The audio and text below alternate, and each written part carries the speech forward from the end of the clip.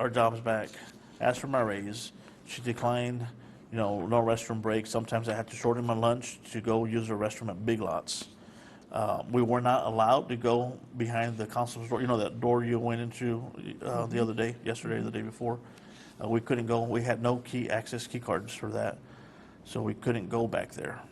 We couldn't use the restrooms back there anymore. We had to use the restroom in the lobby, which is not optimal because if you have to sit, you have to remove your gun belt, and it's unsecured essentially.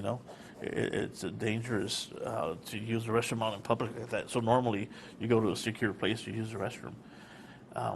As I mentioned, sometimes I have to go next door to Big Lots and cut my break, or not my break, my lunch early so I can use the restroom, because I never knew whether or not I'd be allowed a restroom break. We were instructed that Leo and I were no longer allowed to have our 15-minute breaks that county employees have, that they didn't exist for us, And there was a sheet of paper there, signing a roster, that indicated we were to have two 15-minute breaks throughout the day. So after I brought that up, that paper was removed from the front. I kept a copy, but that paper was removed from the front lobby and replaced with something else. The walking around, the no patrol vehicle, the no taser. There was something I was about to mention. I forgot. The funeral, we couldn't go back there. We couldn't speak to anybody. You're talking about access to the building? Yeah, we didn't have access. Everyone except Leo and I had. We didn't have a key to go in. Everyone has a key, so we had to be there on time or we get written up. And even though we were there on time, they may not come to the front to open the door until 8 o'clock. And we're supposed to be there at 7:45. It'd be raining sometimes, and we'd have to stand out in the rain because there's no awning or anything. You've seen the building.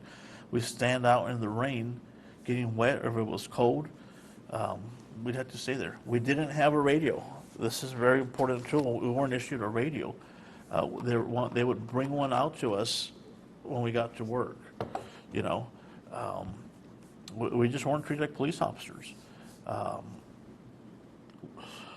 Cell phones. There was a special policy made for Leo and I. Of course, it wasn't named Leo and Chris's policy, but we know Sergeant Lorera mentioned, hey, there's a new policy, and I'm going to tell you, it's for you and Leo. We weren't allowed to have our cell phones. Who told you that? Sergeant Lorera. We weren't allowed to have our cell phones, so the policy restricted. So this was just for bailiffs and the front door guy. We're not allowed to have cell phones or use cell phones during the course of the day. However, the option was to secure it in your locker behind those locked doors that we didn't have access to, nor did we have an assigned locker. So my option, or our other option, was to leave it in the vehicle. And these iPhones, if you have one that ever left in the vehicle, they get hot. So I had to, I bought an ice chest with a cold pack that I had to remember to freeze every night, so I can put my iPhone in another bag so it wouldn't get too cold. Place that bag with an ice pack in an ice chest, so that when I went to lunch, I can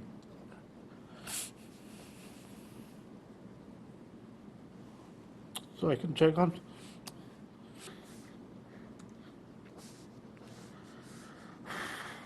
Sorry. That's okay. Do you want to take a break?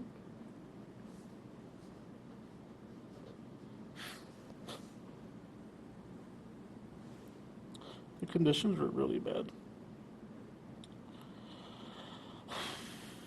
Well, we haven't even talked about my medical issues that are caused by this, or the counseling I've sought. Well, I'm going to get to that. Right now I'm trying to understand. I know one of them involved you being the next termination, but if there's something else, I don't want to interrupt you. Yeah, that was it. I wasn't treated like another deputy. I didn't have wasn't afforded the same freedoms that they had. Other deputies would come and relieve me for lunch, and they'd be sitting there on the cell phone while mine was in the vehicle. One time I did check. I had lunch at KFC. It's right across the street there, and checked out like I had to. And Vela and Castillo showed up, and I was like, oh crap. I was fixing to cut my lunch short. I didn't want to be there with them. And they walked over to me. They looked at one another when they walked in, and then they walked over to me and sat down. And I think she said something like, "How are things going?" I said, "Well, considering the way you're treating me, I guess all right. I have a job now." Castillo said, "Well, it's almost over. We're not going to do this much longer." I don't know what he was referring to. I'm thinking the way the treatment and stuff. I don't know. That's it.